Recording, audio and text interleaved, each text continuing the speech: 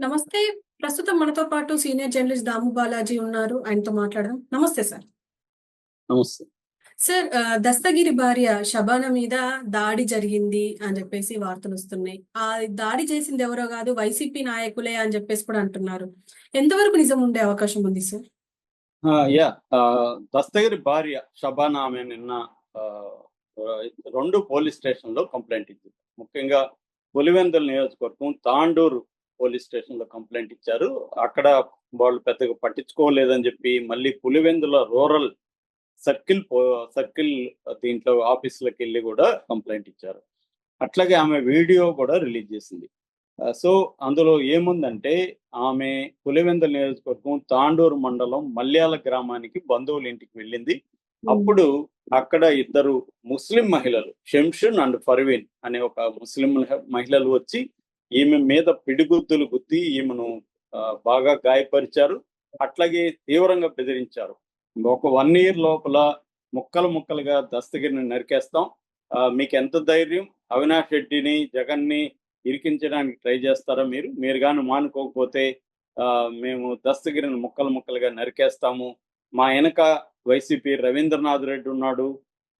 అవినాష్ రెడ్డి ఉన్నాడు అని వాళ్ళు బెదిరించారు అనేది ఆమె చెప్తుంది. ఈ లోపల దస్తగిరి వచ్చాడు. దస్తగిరిని కూడా బెదిరించాడు. గన్‌మెన్ ఉన్నప్పటికి కూడా దస్తగిరిని బెదిరించారు. గన్‌మెన్ సర్ది చెప్పారు అనేది ఆమె చెప్తుంది. ఆమె తాండూరు పోలీస్ స్టేషన్‌కెళ్ళి అక్కడ తాండూరు ఎస్ఐ చిన్న పెద్దయ్య ఆయన పేరు. ఆయన ఈమెకి షబానా కంప్లెయింట్ ఇచ్చినప్పుడు, "అమ్మా ఇది ఆడవాళ్ళ గొడవ. నేను వాళ్ళకి సర్ది చెప్తాను.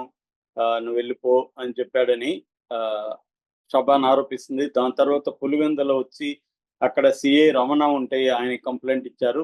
సీఐ రమణ కూడా ఆ కంప్లెయింట్ తీసుకొని మళ్ళీ తాండూరు స్టేషన్‌కే పంపించారు. ఎందుకంటే సంఘటన అక్కడ జరిగింది కాబట్టి అక్కడ విచారించి ఎఫ్ఐఆర్ చేయమని చెప్పారు. ఇప్పటివరకు ఎఫ్ఐఆర్ కూడా చేయలేదని చెప్తున్నారు. సో, ఆ ఎఫ్ఐఆర్ తీసుకొని ఆహ్, ఆహ్, మళ్ళీ కేసు మేము కడతామని చెప్తున్నారని చెప్పారు. సో, ఇక్కడ ఏం జరుగుతా ఉందంటే ఆల్రెడీ ఇదంతా కూడా కావాలని దస్తగిరి ఆడే డ్రామా, దస్తగిరి, షబానా కలిసి అనేక ఊర్లల్లో ఫైనాన్స్ వ్యాపారం చేస్తున్నారు. ఆ డబ్బుల గొడవతో వాళ్ళిద్దరూ వచ్చి గొడవ చేస్తే వాళ్ళ ముస్లిం మహిళలు వాళ్ళ బంధువులే అని చెప్తున్నారు.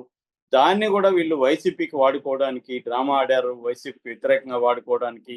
దస్తగిరి ముందు నుంచి కూడా వైసీపీకి వ్యతిరేకంగా ఏదో ఒక డ్రామా చేస్తూ జనంలో ఆయన కనిపిస్తూ ఉండాలి. ఎందుకంటే దానివల్ల అతను 2 ప్రయోజనాలున్నాయి. ఒకటి పంచాయతీలు చేసి డబ్బులు సంపాదించడం.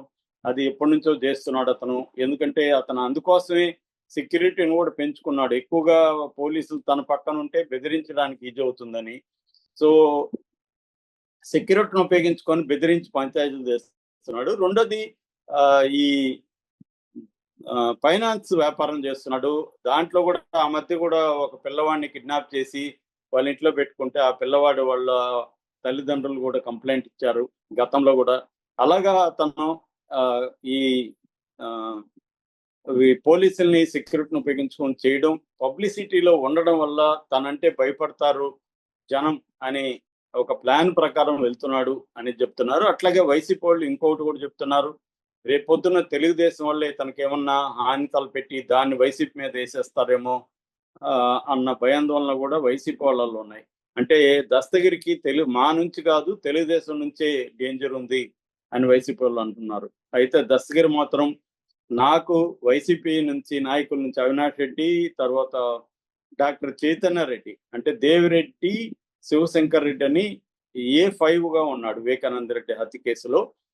వాళ్ళ కొడుకు చైతన్యారెడ్డి కడప జైలుకొచ్చి కడప జైల్లో దస్తగిరి నిందితుడు కాదు, సాక్షిగా పరిగణించాలని సిబిఐ ట్రయల్ కోర్టులో పిటిషన్ ఇస్తుంది. ట్రయల్ కోర్టు కూడా దానికి అంగీకరించి దస్తగిరిని సాక్షిగా పరిగణించాలని ఆదేశాలు జారీ చేసింది. దీని మీద అవినాష్ రెడ్డి, దేవిరెడ్డి, శివశంకర్ రెడ్డి హైకోర్టులో పిటిషన్ వేశారు.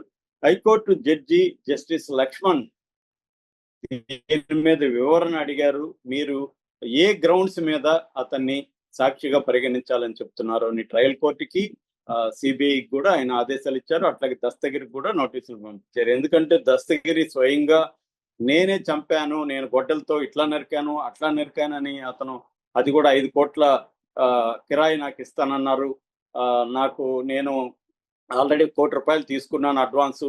అంటే డబ్బులు తీసుకొని నేను చంపడానికి వెళ్ళాను, చంపాను, నాతో పాటు వీళ్ళు కూడా చంపారు అని చెప్తున్న వ్యక్తిని ఎట్లా మీరు సాక్షిగా నేను దీని మీద చాలా వీడియోల్లో ప్రశ్నించాను నేను యాక్చువల్‌గా. అంటే న్యాయ వ్యవస్థను మనం ఎలా అర్థం చేసుకోవాలి? ఇప్పుడు ఫర్ ఎగ్జాంపుల్ నేను ఒక వ్యక్తిని చంపాలనుకున్నాను. ఒక ముగ్గురిని ఏర్పాటు చేసుకుని టీమ్‌ని చంపేశాను. బయటకొచ్చి ఈళ్ళు ముగ్గురే చంపారు సార్. నేను కూడా చంపాను గానీ వీళ్ళు ముగ్గురు చంపారు. సో, నేను మీకు అనుకూలంగా మారుతున్నాను కాబట్టి నన్ను ఇంక మీదట నిందితుడు అనొద్దండి, సాక్షి అనండంటే, కోర్టు సాక్షి అనాల్సిందే కదా! ఇదే లాజిక్ ప్రకారం. సో, వాళ్ళతో ముగ్గురితో ముందే మాట్లాడుకున్నాం. ఒరేయ్! మీ మీదేస్తాను నేను, మీకు డబ్బులిస్తాను. వాడిని చంపేసి నేను తప్పించుకుంటానని. ప్లాన్ యేసుకున్నాం అనుకో, హాయిగా ఇదే చేసేయొచ్చు ఎవడైనా. అంటే నేను నిజం చెప్పేస్తే నేను సాక్షి అయిపోతానా? ఇప్పుడు దస్తగిరి చేసిన పనేంటి? తనతో పాటు ఇంకెవరు చంపారో చెప్పాడు. అంతే కదా! సో, అలా చెప్పిన దానికి అతను సాక్షి అయిపోయేట్టుకుంటే అందరూ అదే పని చేస్తారు గదా! హత్యలు చేస్తారు. ఇదిగో పలానోడు చేశాడు సార్, నేను కూడా చేశాను, ఆయన చేశాడంటే నన్ను వదిలేస్తారా? ఇది ఏ చట్టం చెప్తుంది ఇలాంటిది? సో, ఇది ఎలా సీబీఐ అడుగుతుంది? సో, ఇది అందరికొచ్చే డౌటే. దీన్ని ఇప్పుడు జస్టిస్ లక్ష్మణ్ ప్రశ్నించాడు. సో, దస్తగిరి గాని అలా చేస్తే మాత్రం హత్యలు చాలా ఎక్కువవుతాయి దేశంలో. దీన్ని ఉపయోగించి మనం కూడా తప్పించుకోవచ్చు అనుకుంటారు. ఇది చాలా ఘోరమైన విషయం. దస్తగిరి అప్రూవర్‌గా మారినంత మాత్రాన అతన్ని హంతకుడు కాకుండా పోడు. పైగా అతను కిరాయి హంతకుడు. అతనికేమన్నా వ్యక్తిగత కక్షో ఇంకోటి కూడా ఏమి లేదు. డబ్బులు తీసుకొని హత్య చేసేసి నేను పశ్చాత్తాపం ప్రకటిస్తున్నాను అంటే మన న్యాయస్థానాలు వదిలేయాలా? సో, ఏ చట్టం చెప్తుంది? అందరూ కూడా ప్రకటిస్తారు కదా అలాగా. అప్పుడేదో పొరపాటున డబ్బుల కోసం ఆశపడి చంపేశాను సార్. ఇప్పుడు నేను పశ్చాత్తాపపడుతున్నాను వదిలేయండి అంటే వదులుతుందా? ఏ చట్టం చెప్తుంది అలా వదిలేయమని? సో, ఇది ప్రాబ్లమ్ అన్నమాట. అందుకనే మనకు వ్యవస్థల మీద నమ్మకం ప్రజలకు ఎందుకు పోతుందంటే ఇలాంటి కేసుల్లోనే పోతుంది. అతన్ని పదే పదే ప్రతి ఛానల్‌కి ఇంటర్వ్యూలు ఇస్తూ డీటెయిల్‌గా ఎలా చంపామో చెప్తాడు. ఇక్కడేమో కోర్టేమో అతన్ని సాక్షిగా మార్చేస్తుంది. నిందితుడు కాదని చెప్తుంది. ఇది ప్రాబ్లమ్ ఉంది. అందువల్ల దస్తగిరికి ముందు నుంచి కూడా ఈ ప్రాబ్లమ్ ఉంది. ఇప్పుడు తెలుగుదేశం ప్రభుత్వంలో పోలీసులే అతని కంప్లెయింట్‌ని పట్టించుకోలేదంటే అతని కంప్లెయింట్‌లో ఉండే నిజమేంటో మనకు అర్థం చేసుకోవచ్చు. అది కూడా 2 పోలీస్ స్టేషన్‌లో. తాండూరులో గాని వాళ్ళకి తెలుస్తుంది కదా లోకల్‌గా. ఆ మహిళలు పర్వీను, శంషన్ ఎవరో ఎస్ఐకి తెలీదా? లోకల్ ఎస్ఐకి తెలుస్తది. తెలియకపోయినా పక్కన ఉండే వాళ్ళ స్టేషన్‌లో అడిగితే చెప్పేస్తారు 2 నిమిషాల్లో. వాళ్ళు వైసీపీ వాళ్ళా? కాదని. వైసీపీ వాళ్ళైతే మరి ఎందుకు అరెస్ట్ చేయరు వాళ్ళని? కాబట్టి వీళ్ళు అనవసరమైన రచ్చ చేస్తూ పాపులారిటీ కోసం ట్రై చేస్తున్నట్టు